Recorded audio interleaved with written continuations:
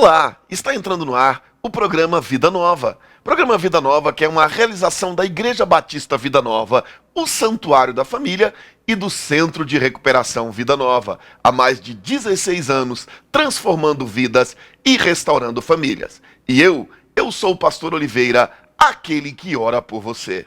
Quero no programa de hoje compartilhar uma nova série de mensagens com você. Mensagens que Deus tem trazido ao meu coração. E quero, nestas semanas, falar um pouco sobre santidade. Melhor, falar sobre voltar à santidade. Creio que é um clamor do Espírito de Deus para que a igreja dos nossos dias volte a este lugar. Um lugar de santidade, um lugar de honra, um lugar onde a presença de Deus é manifesta. E para isso eu quero ler um texto da palavra de Deus com você, que diz o seguinte: Jeremias capítulo 6, verso 16 ao 21, e diz assim: Assim diz o Senhor, ponde-vos nos caminhos e vede, e perguntai pelas veredas antigas, qual é o bom caminho, e andai por ele, e achareis descanso para as vossas almas. Mas eles dizem, não andaremos nele. Quero partir desse texto para pensar um pouco com você sobre santidade. Nesse texto, o Senhor está chamando a atenção da nação de Israel para que eles pudessem voltar aos velhos caminhos, às velhas práticas, daquele tempo onde eles andavam na presença do Senhor. Mas conforme o texto diz, Israel se recusou a isso. Israel decidiu não voltar a este caminho e por isso foi destruída. E pensando sobre isso, então, eu quero meditar com você, para que nós pudéssemos pensar o quão longe ou quão distante também estamos dos padrões de Deus para as nossas vidas. O quão na correria, o quão no dia a dia da vida cristã, temos também nos afastado dos princípios de Deus para a minha e para a sua vida. Quem sabe o Espírito de Deus ainda não clame hoje a igreja brasileira, a igreja dos nossos dias, dizendo: vejam os caminhos, vejam por onde vocês andavam, vejam no tempo onde eu me manifestava, onde o meu poder era derramado, e voltem para ele. Eu quero pensar um pouco sobre isso. É lógico, meu querido, eu creio, também entendo que a igreja passou por transformações, a igreja passou por mudanças no que diz respeito a louvor, a adoração, a usos e costumes. Mas entenda algo. Essa transformação, e podemos até chamar de modernização da igreja, não diminuiu os padrões de Deus, principalmente no que diz respeito à santidade. Modernizar, a igreja evoluir, a forma de pregar o evangelho ter evoluído, não mudou os padrões de Deus. A Bíblia diz que Deus não muda, nele não há variação ou mudança. Ou seja, o Deus que há anos e há séculos atrás diziam: sede santos porque eu sou santo, continua clamando e chamando o seu povo para essa santidade. E é exatamente sobre isso que eu quero pensar nesses dias com você, sobre santidade. Ou seja, que nós possamos refletir o quão distante estamos, ou quão longe estamos desse caminho de Deus. Para que nós possamos não só reconhecer o quão distante estamos, mas também tomarmos uma decisão para mudarmos essa história, para mudarmos esta situação. E eu quero levar você a pensar sobre isso nesses dias.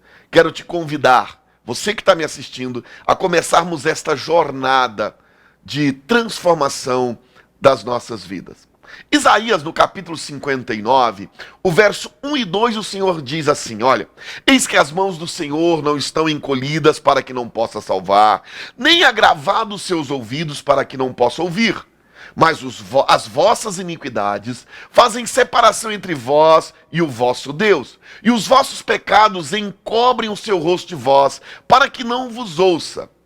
O que o texto está dizendo é que pecados não confessados, que pecados não consertados, eles bloqueiam as nossas vidas. Eles de alguma forma impedem que a bênção de Deus venha até nós. E eu preciso tomar muito cuidado. Eu creio que de tempos em tempos nós precisamos estar analisando a nossa vida.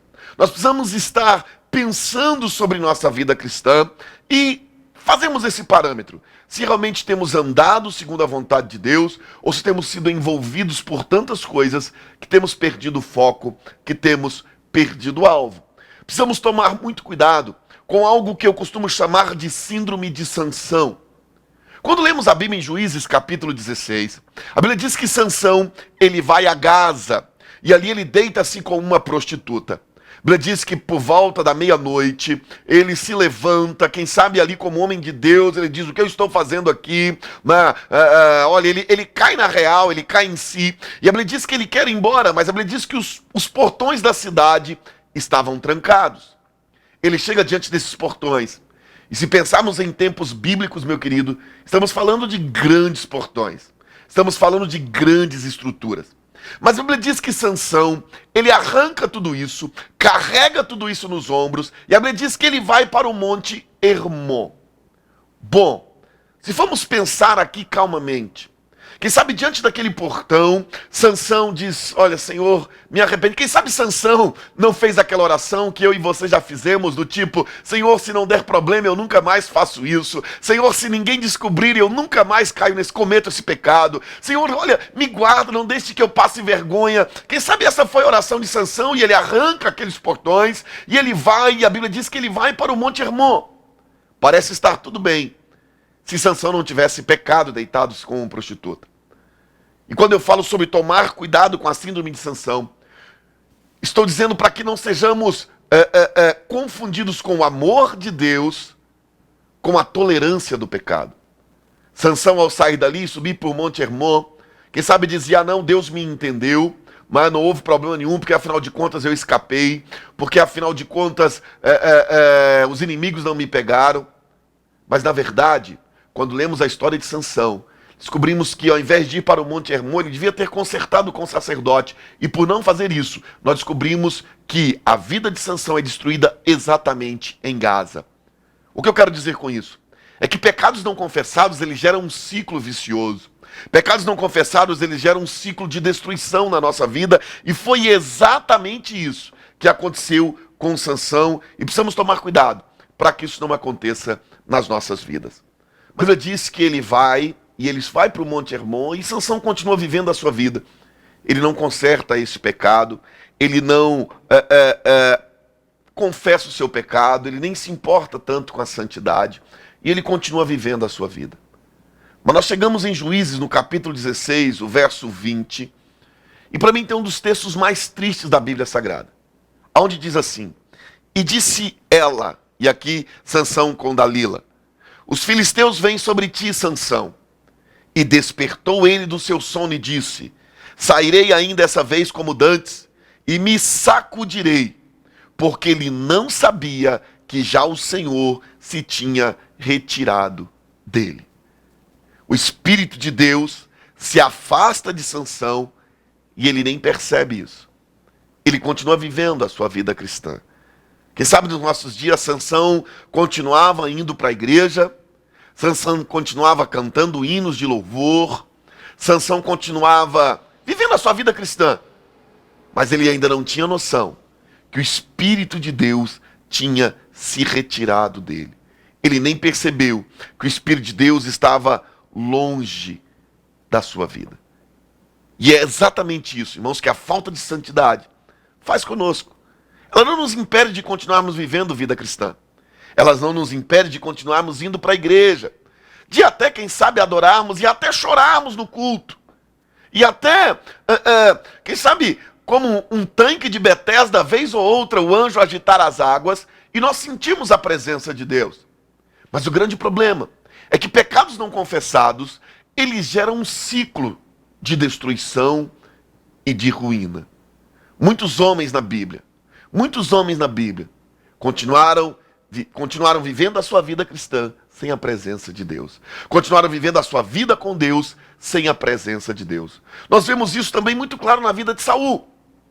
Quando Saul, ele então se perde no meio do seu reinado, a arca de Deus é levada, mas Saul estava tão envolvido com as coisas, Saul estava tão envolvido com o seu reino, Saul estava tão envolvido com os seus títulos, que Davi, quando assume o reinado, diz, olha, vamos buscar a arca de volta, porque Saul não se deu conta dela, ou seja, a arca foi levada, aquilo que simbolizava a presença de Deus foi levada, e Saul nem percebeu, Saul nem notou, continuou vivendo a sua vida cristã. E precisamos tomar muito cuidado com isso, meu querido.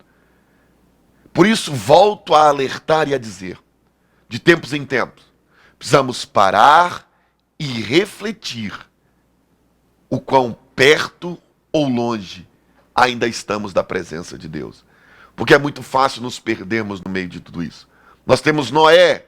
Noé é um homem que desfruta de um grande milagre de Deus. Deus guarda ele, Deus guarda a casa dele. Deus olha e diz: Noé, você é o único justo da terra. Noé, em outras palavras, já está dizendo: Noé, você é o cara. Noé entra para a arca, mas Noé se perde no meio de tudo isso. Porque sabe, por incrível que pareça, você pode se perder até com o que Deus está fazendo na sua vida. E a Bíblia diz que ele desce depois do dilúvio, e ele faz uma vinha, e ele se embriaga, ele se perde no meio de tudo isso, e a maldição alcança a sua casa. Por isso, durante estas semanas, essas 4 mensagens que trarei, eu quero levar você a refletir sobre santidade. Sabe, eu creio que esse tempo vai ser aquele tempo onde Deus, onde Jesus na praia recebe Pedro, após Pedro ter negado e ter voltado a pescar. A Bíblia diz que Jesus aparece na praia e eles estão ali pescando, eles estão ali vivendo a sua vida. Quando lemos o texto bíblico, o sentido que dá é que após negar, Pedro desiste do seu ministério, Pedro desiste da sua vida cristã, e Pedro está pescando. Mas de repente Jesus aparece na praia. A Bíblia diz que eles vêm, Jesus dá para eles pão, Jesus dá para eles peixe, e após essa janta, Jesus chama Pedro à parte. E o texto que você conhece muito bem, Jesus olha para Pedro e diz: Pedro, tu me amas? E a Bíblia diz que Pedro olha e diz: eu te amo, Senhor. E o Senhor diz: apacenta as minhas ovelhas. E o texto diz que Jesus pergunta isso para Pedro 3 vezes. E na terceira vez, Pedro se entristece.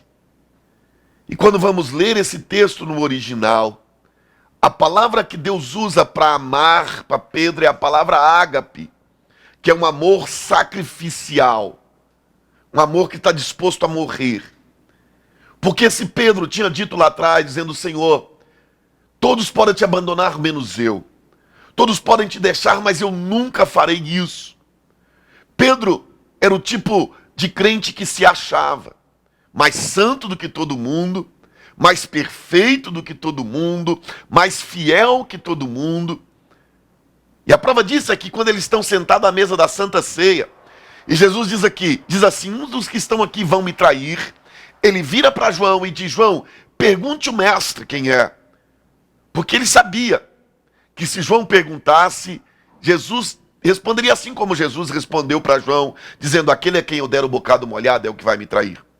Mas o que envolve isso aqui?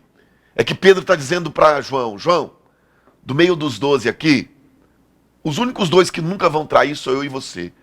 Eu só confio em mim e em você. Pedro se achava, e agora Jesus está dizendo, chegando depois de negar, depois de falhar, depois de fracassar, Jesus está olhando para Pedro dizendo: vem cá, Pedro, e aí? Tu me amas? Você me agapau? Você ainda me ama com esse amor sacrificial? E Pedro tem que dizer: sabe, Senhor, eu achei que eu te amava, mas na verdade eu achei que eu te agapau, mas eu só filéu. Eu te amo com amor de amigo. O que Pedro está dizendo para Jesus é: eu não te amo como eu pensei que amava, eu não sou tudo aquilo que eu pensei que eu era, eu não tenho tudo aquilo que eu pensei que eu tinha. E agora, após reconhecer quem era, Jesus olha para Pedro e diz: Pedro, tudo bem, você negou, você falhou, na oportunidade que você teve de morrer por mim, Pedro, você fugiu. Mas sabe, Pedro, porque você reconheceu quem você realmente é, porque você reconheceu as suas fragilidades e está disposto a mudar isso, porque você não encobriu o seu pecado, Pedro, a sua morte vai glorificar o meu nome. E aqui Deus transforma a vida de Pedro. Ou seja, meu querido, precisamos voltar à santidade. Mas para isso, precisamos analisar a nossa vida com sinceridade, sem hipocrisia, e descobrirmos o quão longe ou o quão perto Estamos das veredas antigas do Senhor. Eu quero orar por você. Soberano Deus e eterno Pai. Senhor, eu quero orar por cada um destes homens, mulheres, que assistem esta programação nesse momento.